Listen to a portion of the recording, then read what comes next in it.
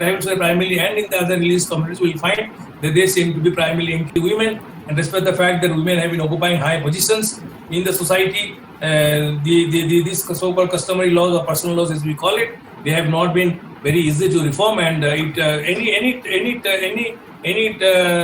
attempt at reforming those laws to make it pro-women tend to create more controversies than it is expected of this. So, in addition to customary laws, we also find that in South Asia, we find the discriminatory practices tend to continue, and the attainment of education for the women tend to have made not much of a difference to ferticide or to male child preference,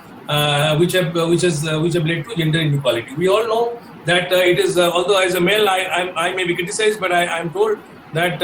even if the women tend to have been educated, but they tend to have taken on the male judgments into their heart, and that is where we find even the educated women tend to go in for male child rather than tend to go in for more girl children, and which tend to have contributed towards the gender inequality, which can be seen in the whole of South Asia. Whether you talk of Bangladesh, whether you talk of Pakistan or India or any other country, we also know that if you look beyond Southeast Asia, South Asian country, we also see Vietnam also.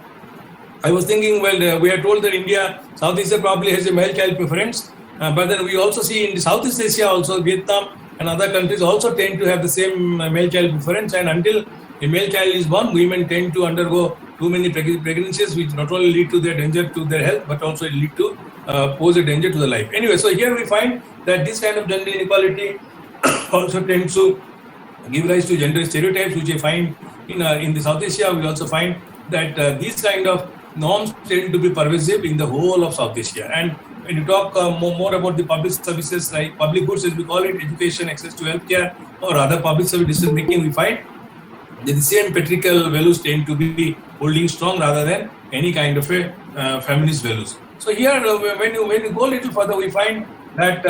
while UN conventions might have influenced decision making, we find there has been an enormous